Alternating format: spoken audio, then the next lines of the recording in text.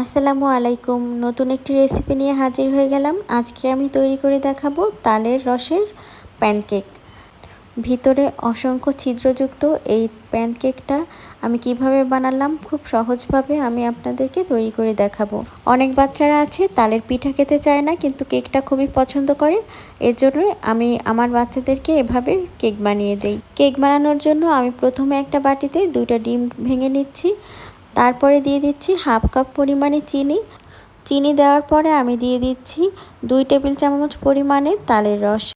এবার ডিম, চিনি আর তালের রসটা আমি খুব ভালোভাবে বিট করে নেব, যেন চিনির দানাটা না থাকে। খুব ভালোভাবে যেন চিনিটা এই ডিমের সাথে মিশে যায়।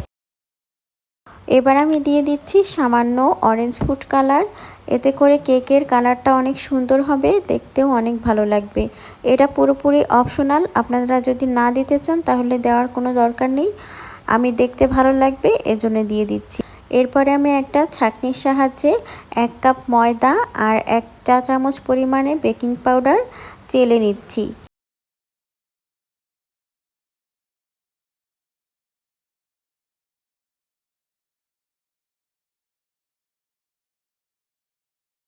শুকনো উপকরণগুলো চেলে নেওয়া হয়ে গেলে এরপরে আমি ডিমের মিশ্রণের সাথে ময়দা আর বেকিং পাউডারটা খুব ভালোভাবে মিক্সড করে নিয়ে তারপরে দিয়ে দিচ্ছি 2 টেবিল চামচ পরিমাণে রান্নার সয়াবিন তেল।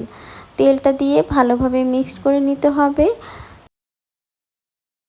এরপর দিয়ে দিচ্ছি 1 টেবিল চামচ পরিমাণে লিকুইড দুধটা দিয়ে ভালোভাবে মিক্স করে নিব। ব্যাটারটা খুব ভালোভাবে মিক্সড করে নিতে হবে। ব্যাটারের ঘনত্বটা এমন হবে যেন একেবারে পাতলাও না হয়ে যায়, আবার একদম ঘনও না থাকে।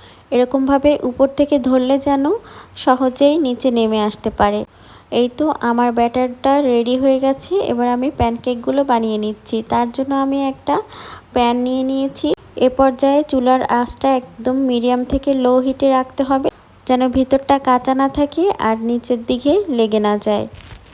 এবার ঢাকনা দিয়ে আমি ঢেকে দিচ্ছি। ঢাকনা দিয়ে 1 মিনিটের মতন অপেক্ষা করব। এটা ভালোভাবে ভিতর থেকে হওয়া পর্যন্ত অপেক্ষা করতে হবে। দেখতেই পাচ্ছেন কি খুবই সুন্দরভাবে এটা ভিতরে একটা বাবল টাইপের হয়েছে আর একটু ছিদ্র ছিদ্র হয়েছে। এটাই হচ্ছে আসল প্যানকেকের বৈশিষ্ট্য। তো সবগুলো কেক আমি একইভাবে তৈরি করে নিয়েছি।